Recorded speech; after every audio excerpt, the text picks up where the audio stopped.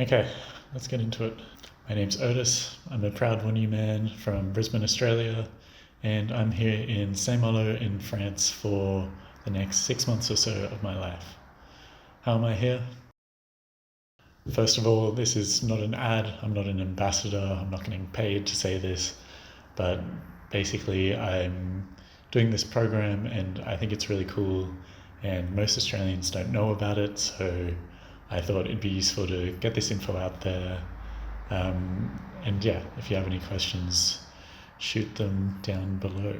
So I am here as part of the English Teaching Assistant Program run by Campus France Australie, which is an offshoot of the French Department of Education. So this is a program that gives Australian students or recent graduates the opportunity to live and work internationally, so in French schools alongside French English teachers. Where you go is up to you, but also kind of random. So you could be in mainland France, you could be in some of the overseas departments like La Réunion or Guadeloupe. Yeah, but if you do choose to go to mainland France, you don't have complete control over where you go, but you can set your preferences. So what is a teaching assistant anyway? So as a teaching assistant, your role is to assist the teacher. You're not there to discipline students, you're not there to teach some core curriculum or anything. You're basically there to help out the teacher in whatever way that they choose, and yeah, share your language, share your culture with the students. Basically just try to be more fun than the general education, which should not be too hard, because chances are these French students have never met an Australian person, so you're influencing their view of the entire country. No pressure.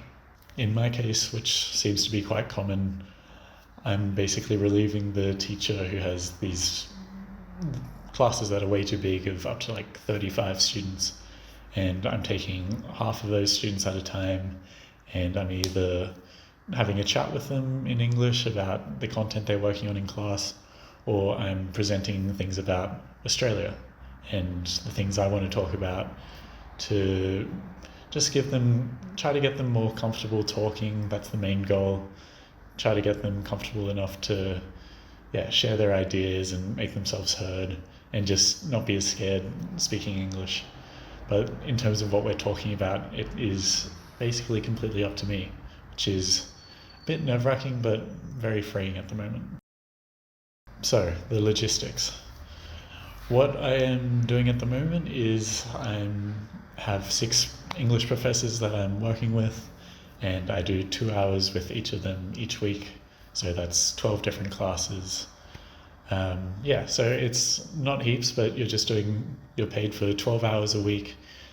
And at the moment there's a teacher missing, so I'm making up those hours doing a little English club where we just play board games and chat.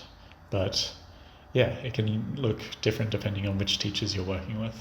I'm on a 7-month contract from the start of October to the end of April, and there's opportunities to potentially to basically extend that, but each month I'm paid in mainland France around €1,000 each month. So I also have the same holidays as students, so I'm not working during school vacations, which is very nice. I have about 6 weeks of school holidays, so where I'm paid, but you can just go and do whatever you want, which is awesome. Out of that $1,000 a month, you may be hosted by your school, and in some cases you don't have to pay rent, but personally I'm living on campus because it's super convenient, but I still have to pay €450 each month, which is pretty rough, but people in Paris have it a lot worse. Basically, as an assistant, your living situation is your own responsibility, so you can choose to try to find a co-location with roommates, but I did find that it's pretty tricky getting the insurance, and it's nice to be on campus and have a lot of these things taken care of for you, especially if you're in cities. I've heard a lot of difficult stories trying to find a place to live. So who's eligible for this program? Well, in a nutshell, you have to be an Australian citizen to apply. You have to be between the ages of 20 and 35. You have to have completed secondary education in Australia and be a native English speaker. So beyond that, it gets a little bit more vague, and it seems like you can push the boundaries a little bit, but they want you to be about a year into your degree or beyond, or have finished your degree less than 2 years ago or so. But again, I think this fluctuates. As well as this, you need to demonstrate proficiency in the French language. So you need to have a B1 level, which is intermediate in the DELF exam, which is an exam that the French Ministry of Education runs. So some people might get this assessed as part of their high school or university studies if you're studying French. Personally, I studied for and undertook this exam at the local Alliance Française, so this is also falls under the Ministry of Education. So if you're interested in applying, I'll leave a link down below to where you can find more information, and it even has a guide of the different steps. But just roughly, you'll begin by creating an account on Adele. Lots of French websites have these sorts of personified names, which makes it easier to remember them. You will fill out the application form there. So mine was due by the end of March, but this will depend on where you're heading, where you're going to. So as a part of this application, you'll have to choose your preferences for where you want to go. So this will involve whether you want to teach at a primary school or a high school, what sort of place you want to be it a city, a town, or a small village, and of course which part of France, if that's where you're going, which part of France you would prefer to be located in. Personally, I'm really grateful that I got my preferences to teach at a high school, because I find the students, obviously the level of English is a bit better, so there's more interactivity, you can have interesting conversations and see people, just talk about more interesting things. And I chose to be in a town, so I'm glad that I'm not in a city, because whilst there would be a lot more things to do and more people around, there's not many English speakers in Saint-Malo, so being forced to interact with French speakers and really practice and develop, because that's what I'm here for, whilst also being in a village, to me seems pretty tough, where you're maybe isolated, and it suits a certain sort of person, but I'd be worried about getting pretty bored. Whereas in my town, there's facilities like a football club, there's a climbing club, there's basically everything you need around. So that makes a big difference, a good library. And then in terms of the region that you select, you get 3 preferences, and there's no guarantee that you'll get them. I put all my 3 preferences down in the south of France, and I was placed up here in the northwest. And happy to be here, but I'm pretty nervous about the winter, so we'll see how that goes. Next, you'll also have to get your French level assessed by a French teacher. So this might be a teacher that you're studying with, but in my case, I just looked up. They give you a list of the different registered teachers, and I saw one who worked at my local university. And so I just emailed her and asked if we could organize a call to go through it. And she was super helpful. We just did a video call and had a brief chat in French to sort of gauge my level. And then she also asked me questions about my motivations, why I want to do it, what previous teaching experience I might have. Super informal, super chill. Not something to worry about, even though I was definitely stressing about it.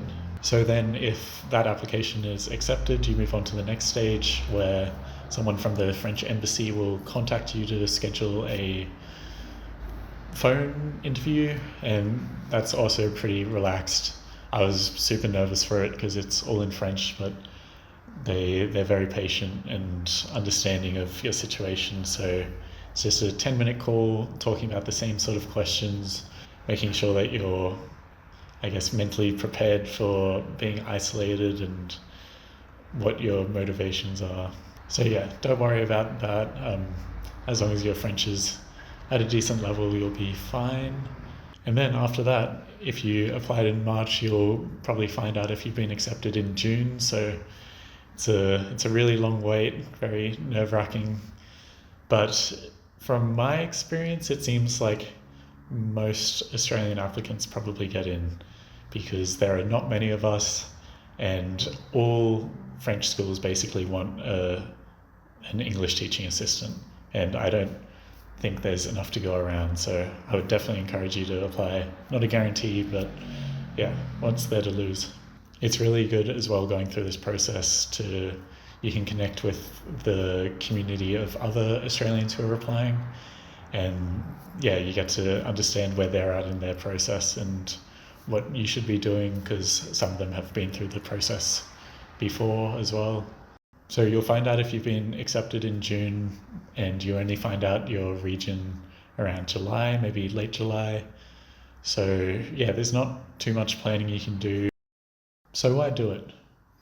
Well, the majority of Australians who I've met during this program have come from a teaching background at university, where they might have also studied French along the way, so they might be going down a pathway to be a French teacher or just a general teacher. Yeah, from that perspective, this is the perfect chance to take a pretty relaxed 6 months or so, and you're only working 12 hours a week.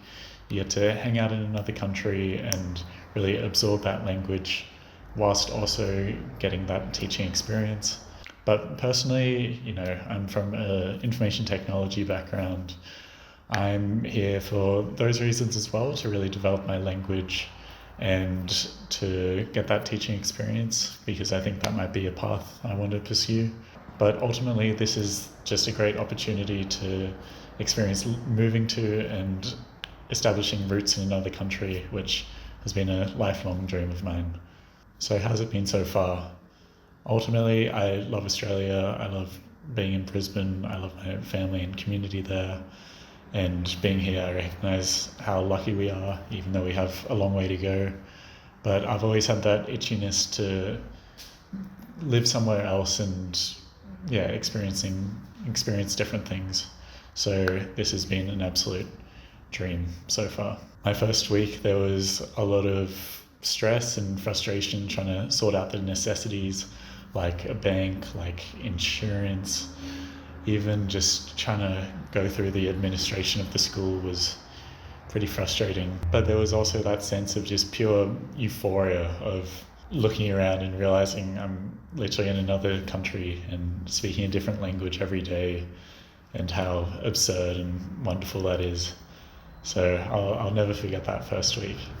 But the euphoria eventually wears off, and it's time to figure out what I'm actually going to do during my time here. So from there, it's figuring out my schedule with the school. So talking to the teachers, really trying to make sure I can get a fixed schedule so that I can plan my life around that. Then what's going to keep you sane outside of work? So how am I going to meet other people? How am I going to stay healthy, stay fit?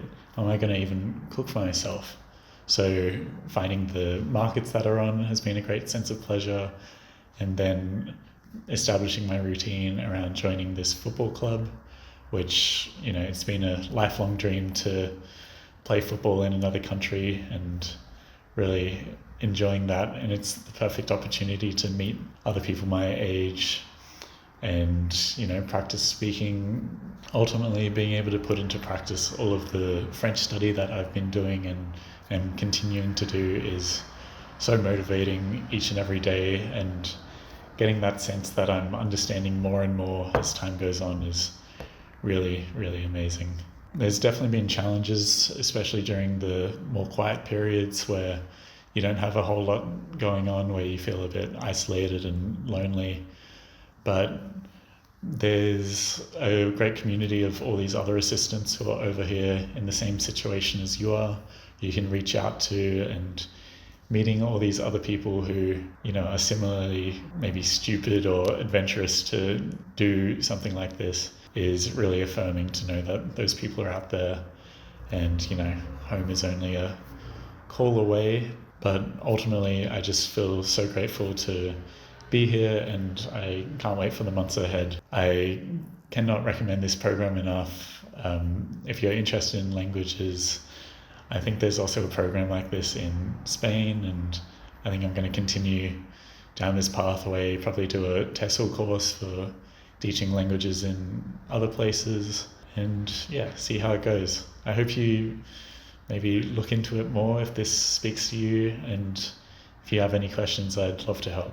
I'll probably get more into, the process of actually getting yourself set up in France in another video. If you think that would be helpful, let me know. Hope this helps. Learn a language. It's dope.